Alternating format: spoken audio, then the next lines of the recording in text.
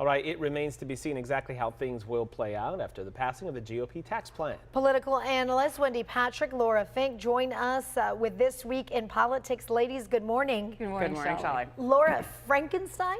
Well, you know, Nancy Pelosi calls it Frankenstein. I think more to the season, it's more like the Grinch. The Republicans are coming in, taking middle-class toys over time and redistributing them to the wealthy and the big fat cats and the corporate CEOs. And that's what's really happening here. We know that you know, all Americans will get, well, not all Americans, but some Americans will get a tax cut, but disproportionately, 83% of the benefits go to the top 1% here. We know that big corporations benefit. And you know what? The American people realize that. 66% of them realize that this is all about the corporations and the wealthiest among us. So this is a real Grinch of a plan to pass right before Christmas. Wendy, I want your thoughts on this because the Republicans are saying, hey, this tax bill, you probably don't understand it, but if you don't, it's going to create jobs. It's going to put more money in your pockets.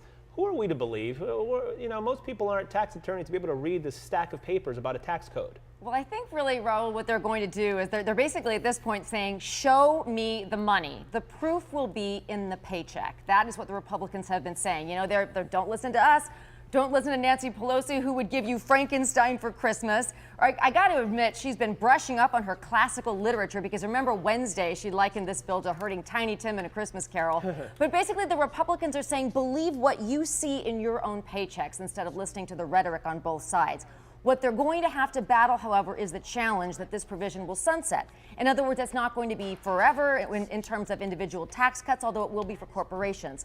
But the counter argument to that, Raul and Shawley, is what you saw over the last couple of days, that some companies have already given out bonuses of $1,000. They've given other benefits. They've raised minimum wage. In other words, they are giving the benefits to the employees, although, of course, that could have been written into the tax bill, which would have made it a little bit more convincing. So let's talk a little bit about that extra money, the bonuses. Who's going to benefit from this the most, Laura? Well, it definitely is the wealthiest 1% and the big corporations. They're getting a huge boon. So if you fall into that category, it's a Christmas to celebrate. But if they really wanted to make this a tax bill that created jobs, the Republicans would have written it into the legislation. You can make tax cuts contingent on behavior. You can say, create some jobs, we'll give you a tax cut. Raise the salaries of your employees or give them bonuses, we'll give you a tax cut. But the Republicans didn't do that. They wanted a blank check for the corporations because that's what their donors wanted. So we know, if you talk to anybody who's an NBA, that essentially what they're going to do is do a big corporate buyback to inflate their salaries and inflate their stock prices. So this, again, will go disproportionately to the wealthiest 1% who own stocks, who have investments, and really leaves the working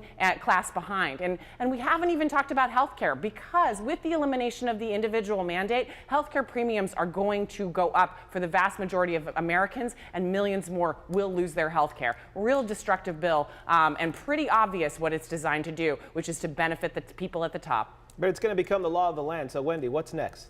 Well, I think what's next is what remains to be seen. In other words, is it really going to only benefit the very top? And one of the things that some of the middle class have been saying, speaking out, saying, you know, it's true that they're not going to get as significant a benefit as maybe some people in the top 1%, some of the companies. But to them, the benefits that they will be getting are significant. It means the difference between being able to send a child to college, being able to make car payments, being able to pay for housing, for education, for the kinds of things that make a real big difference around the kitchen table, particularly around the holidays.